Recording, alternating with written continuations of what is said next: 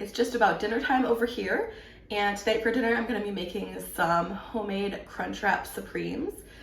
I'm really excited about this. I can't wait. I'm Amy. If you're new, I love sharing what I'm cooking in my kitchen.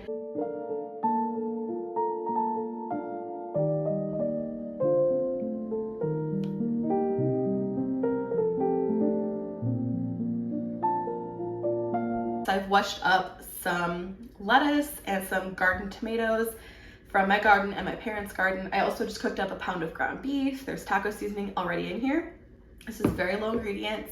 It's gonna be very quick. We love tacos over here, so I'm excited to give this a try. So first I'm just gonna go ahead and I'm going to thinly slice up some lettuce and dice up these tomatoes that are from the garden and also from my parents' garden. I believe this is from Taco Bell. If you've ever had it there, I've never had it there, but I believe that's where this recipe came from. So this is all chopped up. I'm gonna set that aside and I'm gonna go ahead and dice up our tomatoes next.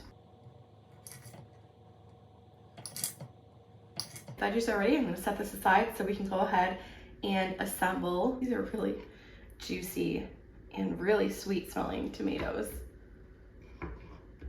In an effort to keep the lettuce as dry as possible, I'm just gonna add a towel. You could do paper towels if you'd like, to the bottom of this dish, because this is more than we'll need tonight. I'm gonna be making some sub sandwiches tomorrow. That's one of my new favorite things to do, is just take some deli meat, cheese, veggies like sliced onion, thinly sliced lettuce, banana peppers, cucumbers, pile it all on a French roll or a sub roll or whatever, and just make a really delicious sandwich.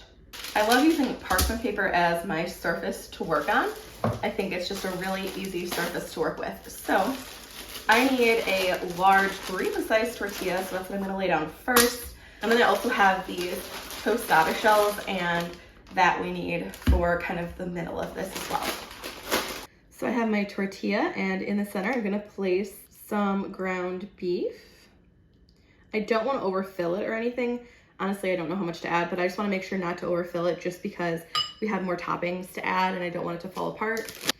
I'm gonna add on some nacho cheese. Try and spread that a little bit.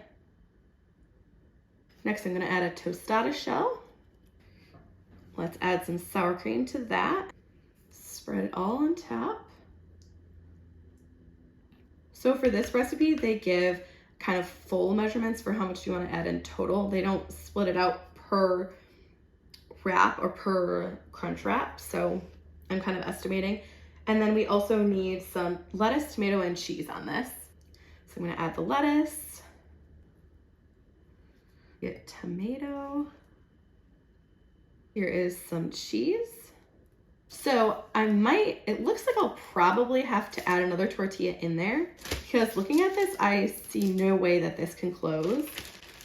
So I think I'm just gonna go ahead and add another tortilla on the top. And then what I'm gonna do is basically go like this around all of the edges. And then we're gonna put a little oil on the pan and crisp this up. I'll do it seam side down first so that it won't fall apart on me like that. I'm just gonna add a tiny bit of oil, just about a teaspoon, I think. I think next time I'll fill it a little bit fuller, just because since I'm putting that extra tortilla in there, I think it'll be okay to fill a little bit fuller. Okay, that looks great. I'm gonna cook the other side. I'm gonna check the back side now. It's only been a couple of minutes, but oh, that looks really good too, so I'm gonna take it off. While I'm making dinner, the crunch wraps, I'm also gonna go ahead and make dessert. My birthday's in a couple of days, and I just thought a pudding would be really nice. So I don't have any unsweetened cocoa powder, but I do have hot chocolate powder. It's this sipping chocolate from Trader Joe's. It's pretty dark. It's not overly sweet in my opinion, but I'm gonna go ahead, reduce the amount of sugar in the pudding and add this instead of the unsweetened cocoa powder, since I don't have that. The reason I actually want to make this is I made vanilla pudding, the same kind of basic recipe from the same creator, a couple of days ago. It was so good, but it didn't make a ton and I want to make some more. To get started on the chocolate, I'm going to add a couple of cups of milk. This is whole milk. And I'm just gonna do a 1/2 cup of sugar total. It calls for a 1/2 cup of brown sugar, 1/2 cup of white sugar. And I actually am completely out of granulated sugar, so it works out well. I'm adding less sugar. So that's a 1/3 cup of flour. And next I'm doing the hot chocolate powder. So I'll definitely let you know how this works. The vanilla recipe worked very well. It was really good. So that's the hot chocolate powder. And then I'm gonna go ahead and add some salt and move this back to a different burner. And then we're gonna go ahead and cook this. I definitely need a new whisk. Still, I haven't gotten one, but I'm gonna cook this for 8 to 10 minutes until it starts to thicken. And then I'm gonna go ahead and add in some egg yolks and cook it longer. I am gonna go ahead and taste it now and see if I think it needs more sugar. I think we do want the sugar to dissolve, so I don't wanna have to add it last minute or anything so it doesn't dissolve. That's perfect, that's plenty of sugar. Also, I moved on to my second Crunchwrap. I'm gonna go ahead and cook this, and I added more filling, and I think it worked out well. I think if I didn't add a second tortilla, it might not work out quite as well. I can actually already tell that this is starting to get thicker, and we still have 3 more minutes to cook it.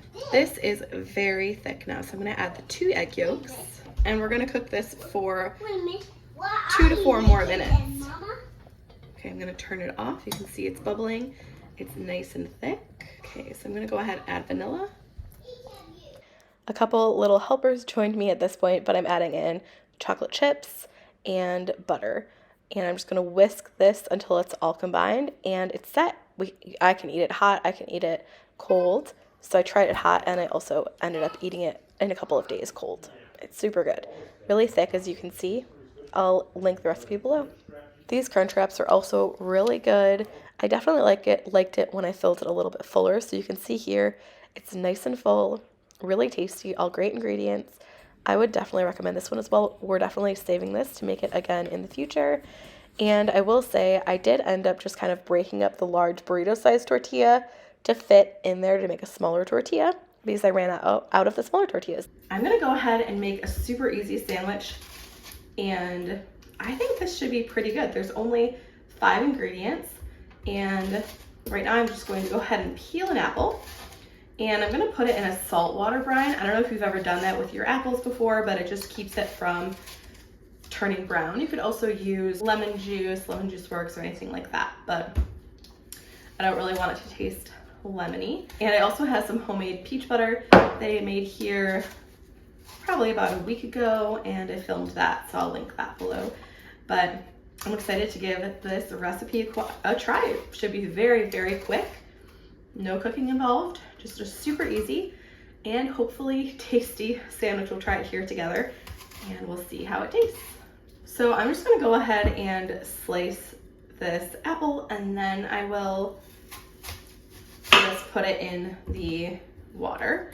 So I'm trying to slice it fairly thin. There we go. I want the ring, the whole entire ring. So coming along. So I'm gonna go ahead and slice up this whole apple. Okay, I'm gonna save the end just so I don't hurt my fingers, and I will just cut that up and we'll eat that just on the side. Okay, so here's what I like to do to preserve the apples so they don't turn brown. I'm just gonna add some water and some salt. I'm gonna do about a teaspoon. I have no idea the exact amount of salt to use, but I've never had issues with this method of keeping the apples from turning brown. I'm just gonna stir it up, and now we'll just put the apples in here and I'll let them soak for about 10 minutes. I did cut the middle out, so I did kind of break this one a little bit, but it's pretty easy to cut out. And I'm gonna go ahead and add the pieces too that I cut up, and we'll just let this sit for 10 minutes or so. And in the meantime, let's go ahead and start working. Oh, there's one under there. Let's go ahead and start working on the sandwich. So I'm gonna cut my bagel, and I'm gonna go ahead and just put some cream cheese on it. This sandwich sounds a little bit weird, but that's what I love about it. I like the idea of the textures, and I love cream cheese and jelly sandwiches. I used to have that as a kid all the time. But I think this sandwich sounds intriguing, and so I thought I would just give it a try. You could definitely leave off. I'm putting spinach on here. You could leave off the spinach or add a different sort of lettuce, or, you know, just keep only sweet components, but I thought I would try it with the spinach as well.